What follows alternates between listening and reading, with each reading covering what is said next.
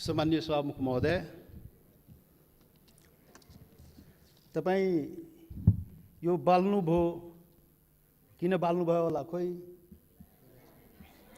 अरू वक्ता बोल्दाखेरि बाल्नु भएन, समय बोल्नु भएन, मेरोमा किन बोल्नु के अरे समय भन्नुभयो, किन बाल्नुभयो, खोइ बुझिएन। मान्य सदस्य, परम्परा त्यस्तै रहेछ। परम्परा त्यस्तै हो। ए, भेदभाव गर्ने परम्परा कायमै राख्ने, ल त्यो पनि ठिकै हो। सभामुख महोदय, सभामुख महोदय, यो देशमा सैकड़ों हजारौं पटक संसदको बैठक बसेको छ, तर आजको बैठक सारा नेपाली जनता, संपूर्ण सबै नेपाली जनता टकटकी लगाएर यो संसदप्रति हेरिरहेको छ। सारा नेपाली जनता, जनताको प्रतिनिधि, यो जुन संसदमा हामी राजनीतिक दलको रूपमा उपस्थित भएका छौं, जनताको प्रतिनिधि तो राजनीतिक दलले आज यो ऐतिहासिक दिनमा के भन्दैछ, के गर्दैछ, त्यो चाहिँ सबै सम्पूर्ण नेपाली जनताको जिज्ञासा र ध्यान चाहिँ आजको संसदको बैठकमा छ। सभामुख महोदय, त्यसैले यहाँ सञ्चार माध्यम पनि आजको बैठक ऐतिहासिक बैठक भनिरहेको थियो र वास्तवमा भन्यो भने आजको बैठक वास्तवमा ऐतिहासिक बैठक नै हो। सभामुख महोदय, त्यसैले ऐतिहासिक बैठकको दिन अब के बत्ती बाल्ने, के समय निर्धारण गर्ने, बोल्ने मनमा भएको कुरा बोल्न दिनुपर्छ। सभामुख महोदय, सभामुख महोदय, आजको सामान्य यो प्रस्ताव होइन। सभामुख महोदय, यो देशको भूमिको सवाल हो। देशको भूमि आफ्नो नेपालको नक्सामा राख्ने सवाल हो, त्यो प्रस्ताव आएको छ आज। यो सामान्य प्रस्ताव होइन। सभामुख महोदय, सम्पूर्ण नेपाली जनताको ढुकढुकी त्यहाँ रहेको छ। सभामुख महोदय, भावना चाहिँ रहेको छ त्यहाँ। त्यो सम्बन्धमा बोल्दाखेरि जनताको प्रतिनिधिले आफ्नो कुरा राख्न सक्नुपर्छ। त्यसैले आज प्रतिबन्ध नलागियो। सभामुख महोदय, सभामुख महोदय, यहाँ आजको जुन सवाल हो, जुन प्रस्ताव हो, तो राष्ट्रियतासँग पनि जोडिएको सवाल हो, सम्पूर्ण नेपालीको भावनासँग पनि जोडिएको सवाल हो, देशको के भन्छ सार्वभौमिकता, देशको अखण्डतासँग पनि जोडिएको सवाल हो। र त्यही सवालको रूपमा आज यो चाहिँ नेपालको नक्सामा त्यो चाहिँ त्यो कालापानी, लिपु लेक र लिम्पुवाधुरा लगायतका त्यो भूभाग नेपालको नक्सामा राख्ने प्रस्ताव यो संसदबाट स्वीकृत गराउन आइएको प्रस्ताव हो। सभामुख महोदय, त्यसैले आजको प्रस्ताव बडा महत्त्वपूर्ण प्रस्ताव हो नेपाली जनताको लागि। सभामुख महोदय, नेपाली जनता आफ्नो, सम्पूर्ण नेपाली जनता, हिमाल पहाड तराई मधेसका सबै नेपाली जनता आफ्नो देशप्रति, आफ्नो भूमिप्रति सजग छ, समर्पित छ, संवेदनशील छ। यो कुरा आज यो बैठकले देखाउन सक्नुपर्छ। आज यो कुरा हामीले आफ्नो कामबाट देखाउन सक्नुपर्छ। त्यो देखाउनुपर्छ, हामी देखाउला। सभामुख महोदय, यो गर्दाखेरि यहाँ अब के भनौँ, विभिन्न आग्रह पूर्वाग्रहले पनि कुराहरू त सुनिन्छ। राष्ट्रियताको सवाल पनि लौटी रे, कसैको एक लौटी राष्ट्रियता रे। राष्ट्रियताको सवाल आउँदाखेरि ए त्यो मधेसीले राष्ट्रियताको कुरा गर्छ र? ए गर्दैन नि। अरे राष्ट्रियता कसैको एक लौटी होइन, याद गर्नुहोस्। सभामुख महोदय, म सबैलाई आग्रह गर्न चाहन्छु, राष्ट्रियता भनेको सबैको सम्पूर्ण नेपाली जनताको नेपाली राष्ट्रियता हो। कुनै एउटा वर्ग, एउटा जाति, एउटा समुदाय, एउटा क्षेत्रको राष्ट्रियता हुनै सक्दैन। यदि त्यस्तो राष्ट्रियता भयो भने त्यो पङ्गु राष्ट्रियता हो। त्यो राष्ट्रियता चाहिँ काम लाग्दैन। त्यो राष्ट्रिय एकतालाई सबल गर्न सक्दैन, बलियो पार्न सक्दैन शाहमुख महोदय। त्यसैले आजबाट राष्ट्रिय एकताको परिभाषा, राष्ट्रियताको परिभाषा र राष्ट्रवाद र राष्ट्रघातको परिभाषा ठिकसँग व्याख्या गरिनुपर्छ र बुझिनुपर्छ शाहमुख महोदय। शाहमुख महोदय, म धेरै आज म केही कुरा राखौँला, समय अलि लिउँला तपाईँको, र यो पनि देश र जनताकै हितमा हुन्छ, राष्ट्रिय एकताकै लागि हुन्छ, राष्ट्रियताका लागि बलियो बनाउने काम हुन्छ, जुन आज म विचार राखिरहेको छु शाहमुख महोदय। शाहमुख महोदय, यस्तो संवेदनशील घडीमा एकता देखाउने हो। नेपाली जनताले आफ्नो एकता नदेखाए आफ्नो सवालको लागि, आफ्नो भूमिको लागि त कसले देखाइदिने हो? नेपाली जनताले नै देखाउने हो र नेपाली जनताको प्रतिनिधिमूलक संस्था, यो प्रतिनिधि सभाले देखाउने हो। शाहमुख महोदय, हाम्रा धेरै आउँला यो संविधान संशोधनको कुरा आएको छ। यहाँ नक्सालाई लिएर त्यो चाहिँ संविधानमा, त्यो अनुसूचीमा संशोधन गर्ने प्रस्ताव आएको शाहमुख महोदय। त्यो कालापानी लिम्बू लेक, लिम्पुवाधुरा सहितको भूमि त्यो नेपालको हो भनेर त्यो चुच्चो त्यो हुने गरी त्यो नक्सा चाहिँ संसदबाट पारित गराउन प्रस्ताव आएको शाहमुख महोदय। संविधान संशोधन गर्न प्रस्ताव आएको शाहमुख महोदय। शाहमुख महोदय मार्फत सम्पूर्ण देशवासीलाई थाहा छ यो संविधानको बारेमा। यो संविधानको बारेमा हाम्रा आफ्ना रिजर्भेसनहरू रहेको छ। यो संविधान पूर्णता पाएन। यो संविधान सबैको हुन सकेन। यो संविधान हिमाल, पहाड, तराई, मधेसका सबै जनताको हुन सकेन। आदिवासी जनजाति, शेर्पा, तामाङ, राई, लिम्बू, गुरुङ, भोटे, मगर, नेवारको हुन सकेन। मधेसीको हुन सकेन, थारूको हुन सकेन, दलितको हुन सकेन, शोषण उत्पीडन परेको जनताको हुन सकेन। उसले आफ्नो भावना राखिरहेको छ, रिजर्भेसन राखिरहेको छ। यो हाम्रो पनि संविधान हुनु पर्यो, हाम्रो लागि पनि बनाइदिनु पर्यो, त्यो प्रावधान हाम्रो लागि पनि राखिदिनु पर्यो। त्यो संविधान संशोधनको जब कुरा आउँछ हामीले राख्ने गरे शाहमुख महोदय। आज पनि संविधान संशोधनकै सवाल आएको छ प्रधानमन्त्रीजी। शाहमुख महोदय, तपाईँ मार्फत प्रधानमन्त्री सौभाग्य आज बसिराख्नु भएको छ, प्रत्यक्ष रूपले सुनिराख्नु भएको छ। हामी त्यो संशोधनको जब कुरा आउँछ संविधानको, त भन्दाखेरि नै हामी भनेको थियो यो सबैको लागि संविधान बनाउनुहोस् है। विगतमा त्यत्रो आन्दोलन भयो, यो देशका आदिवासी जनजाति, मधेसी, थारू लगायत दलित सबैले आन्दोलन गरेको छ। त्यो संविधानमा सबैको भावना राखियोस् है हामी भनेका थियौँ। तपाईँहरू सहमति गर्नुभएको थियो शाहमुख महोदय। यो देशको ठुला पार्टी काङ्ग्रेस, कम्युनिस्ट, माओवादी जतिका के भन्छ एमाले, माओवादी सबैले सहमति गरेका थियो यस्तो संविधान बनाइन्छ र अब यो मुलुकमा विभेद हुँदैन।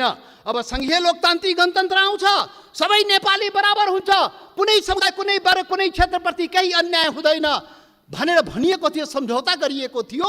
तर बन्दाखेरि त्यो भएन। त्यो पीडा त भन्न पाइन्छ नि अहिले संविधान संशोधन गर्ने बेलामा।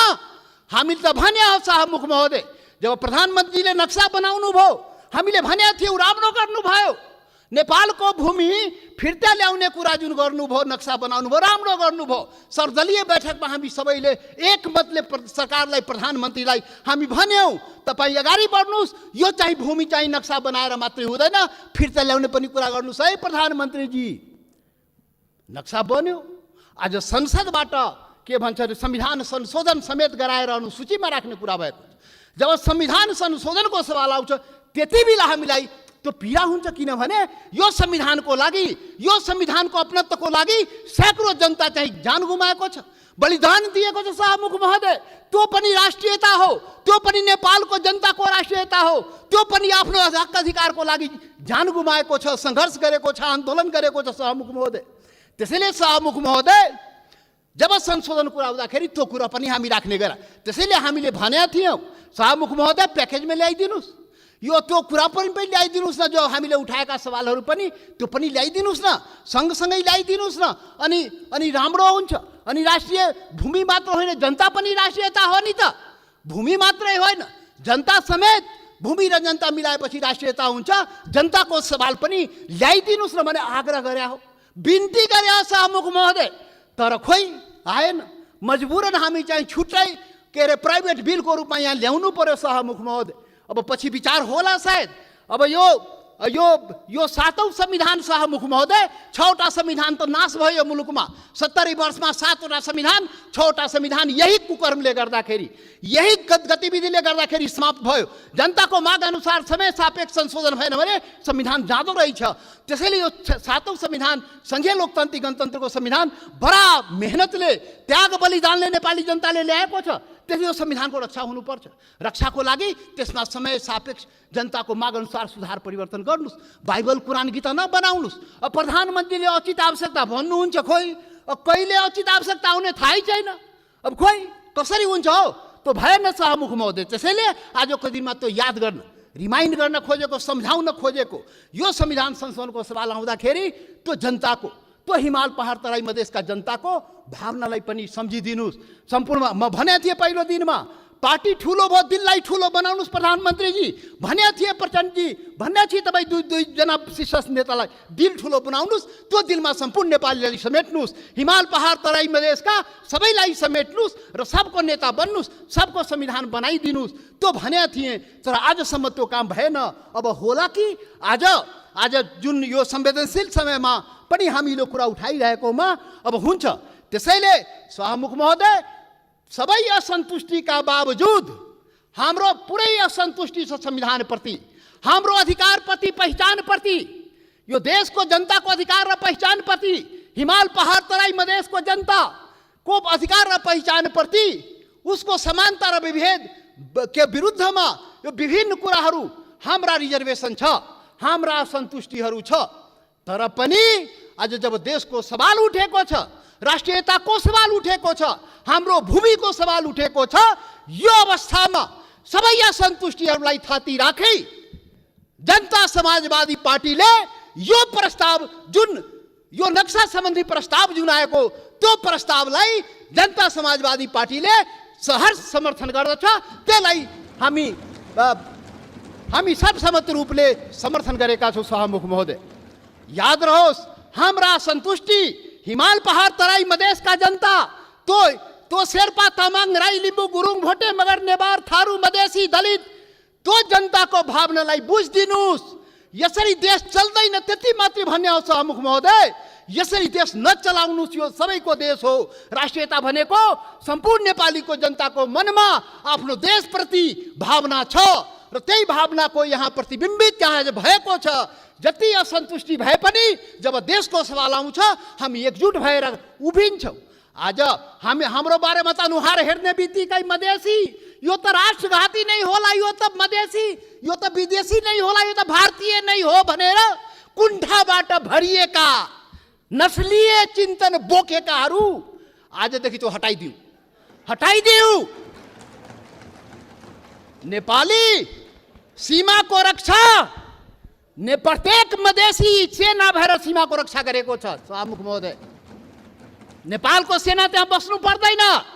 मधेसी जनता त्यो सीमाको रक्षा गरेको छ, इमान्दारीसँग गरेको छ। तपाईँ विभेद गरे पनि, तपाईँ अन्याय गरे पनि सरकारले विभिन्न प्रकारले उसलाई पीडा पुर्याए पनि आफ्नो सीमाको रक्षाको लागि लडेको छ, मरेको छ।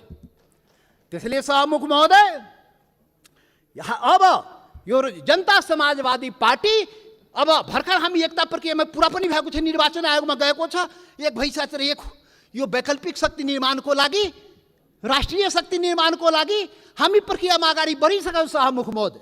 अब अन्तमा सभामुख महोदय, अब तपाईँ लाइन त नकाट्नु होला, अब अन्तमा आइसके। सभामुख महोदय, एउटा कुरा देशवासी जान्न चाहन्छ, ल यो फेरि राष्ट्रघात यो देशमा हुने हो कि? यो राष्ट्रघाती को हो यो देशमा? पहिचान गर्नु पर्यो। यो राष्ट्रघाती हो को यो देशमा? देश बेचुवाहरू को हो? अरे देश बेचुवाको खोजी हुनुपर्ने नेपाली जनताले त्यो पनि खोजिरहेको छ। अरे त्यो त हाम्रो छँदै थियो नि, त्यो जमिन, त्यो काला पानी लिपु लेक लिपुवा धोरा सहितको नक्सा त नेपालको नक्सामा त थियो 58 वर्ष पहिले। अरे कुन देश बेचुवाले देश बेच्यो? श्वेत पत्र खोइ जारी गरेको?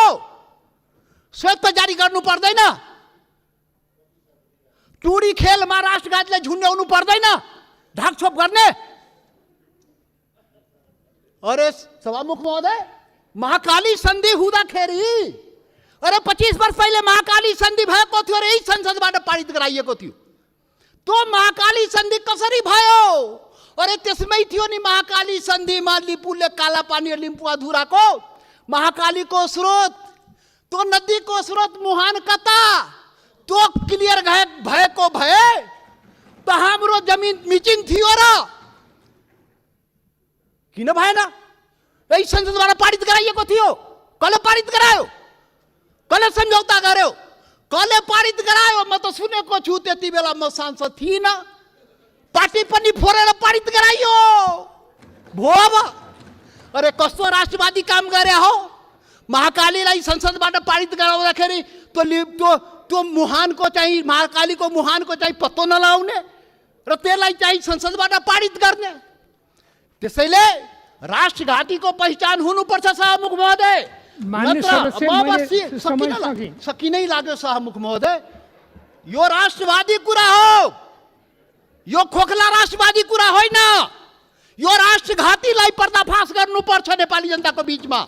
को राष्ट्रवादी हो यो देशमा? राष्ट्रघाती। मधेसीलाई राष्ट्रघाती भन्ने, मधेसीलाई राष्ट्रवादी नभन्ने। मधेसी जनता, यो देशको मधेसी जनतालाई त्यसरी औँला ठुर्याउने काम कसैले नगरोस् राष्ट्रवादको मामलामा। सभामुख महोदय, कतिचोटि अग्नि परीक्षा दिने हो? कतिचोटि प्रमाण दिने हो हामी? यस्तो अग्नि परीक्षा नलिनुस् सभामुख महोदय। सम्पूर्ण नेपाली जनतालाई आज म यो रोस्टमबाट आग्रह गर्न चाहन्छु, यस्तो अग्नि परीक्षा नलिनुस्। त्यो मधेसी जनता त्यो प्रति अन्याय नगर्नुस्। यो देशको आदिवासी जनजातिप्रति अन्याय नगर्नुस्। त्यो थारूमाथि अन्याय नगर्नुस्। त्यो दलितमाथि अन्याय नगर्नुस्। कुटी मारिदियो त दलितलाई। माननीय सदस्य, तपाईँ बोल्दै गर्दा थाहा भएन, मैले 7 मिनेट समय थपिसकेँ। म सकिहालेँ, 1-2 मिनटमा सकिहाल्छु। त्यसैले सभामुख महोदय, यति संवेदनशील समयमा पनि सभामुखले मलाई 2 चोटि टोकिसक्नुभयो। कसरी हुन्छ खोइ बुझ्न सकिएन। लकीर का फकीर। अब प्रधानमन्त्री बन्नुपर्छ समय किटान नहुनलाई। यहाँ प्रधानमन्त्री भएर उहाँ प्रचण्डजी र देउपाजी बोल्दाखेरि समय किटान नहुने, किनभने प्रधानमन्त्री रे। अब जनता समाजवादी पार्टी यो देशको प्रधानमन्त्री भएर अनि रोस्टमा आएपछि बल्ल त्यो समय पाउने भयो सभामुख महोदय। ठिक छ, त्यो पनि देखाउँला, त्यो पनि नेपाली जनताले देखाउँछ। वेट गर्नुस्। अब राष्ट्रघातीको पहिचान पनि नेपाली जनताले गरेर त्यसलाई टुरी खेलमा झुन्ड्याउनु पर्यो, श्वेत जारी गर्नु पर्यो। प्रधानमन्त्रीजी, सरकारलाई हाम्रो आग्रह। त्यसैले अन्तमा अब सभामुख महोदय, अब हात जोडेर प्रधानमन्त्रीलाई के म प्रार्थना गरेको भने, यो कागजमा कोरेर नेपाली जनता पाउँदैन। त्यो जमिन चाहियो के? त्यो जग्गा चाहियो नेपाली जनतालाई, भूमि चाहियो। यो चाहिँ समय, यो लोड सेडिङ जस्तै बत्ती आए गए जस्तै नक्साबाट उडाइदिने, फेरि राखिदिने, अनि कुर्सी बचाउनलाई राख्या हो कि के हो त्यो पनि मान्छेले भन्छ। के हो अब के हो? त्यसैले सभामुख महोदय, त्यो जमिन फिर्ता ल्याइदिनु पर्यो। प्रधानमन्त्रीजी सरकारले वार्ता गरेर, फेरि वार्ता हेर्नुहोस् सभामुख महोदय, यो बडा संवेदनशील कुरा म भन्दैछु। नेपाल भारतको सम्बन्ध सिंहदरबार र दिल्ली दरबारले बनाएको होइन, याद गर्नु होला। यो देशको प्रधानमन्त्री केपी ओली र मोदी, नरेन्द्र मोदीले बनाएको सम्बन्ध होइन। यो दुई देशको जनताको बीच बनेको सम्बन्ध, हजारौं वर्षदेखि बनेको सम्बन्धको कडी हो। त्यो हर प्रकारको सम्बन्ध जनताको बीचमा छ, खुला सीमा छ। करोडौं जनता जो तपाईको जनता, मधेसको जनता हो, त्यो त्यसको उपभोग गरिरहेको छ। ऊ आफ्नो दाल नुन चिनी कसरी आउने हो, दवादारुको त्यो आफ्नै स्तरबाट त्यहाँबाट ल्याउँदो रहेछ। नेपाल सरकारलाई थाहा नभए, मतलब नभए पनि चलिरहेको छ। त्यो सम्बन्ध हो, विशेष सम्बन्ध हो। त्यसैले वार्ता राम्रोसँग गर्नुस् र भूमि फिर्ता ल्याउनुस्, वार्ताको माहौल बनाउनुस्, वातावरण बनाउनुस्। यहाँ संसदमा उल्टापल्टा कुरा गरेर सम्बन्ध के छ माहौल बिगारेर त्यो चाहिँ अलि अप्ठ्यारो भइजान्छ सभामुख महोदय। त्यसैले त्यो चाहिँ वार्ताको माहौल बनाएर हामीलाई जग्गा फिर्ता चाहियो, नेपाली जनतालाई के अरे यो जग्गा फिर्ता चाहियो। त्यसैले अब जनताले के भन्छ भने, यो कोरोनाको अवसरमा जनताको जीवन रक्षा नगर्ने सरकारले हाम्रो भूमिको रक्षा गरिदिन्छ भने जनताले भनिरहेको छ। त्यो चुनौती तपाईको अगाडि छ। जनताको जीवनको रक्षा पनि गर्नुपर्छ, हाम्रो भूमिको रक्षा पनि गर्नुपर्छ। धन्यवाद।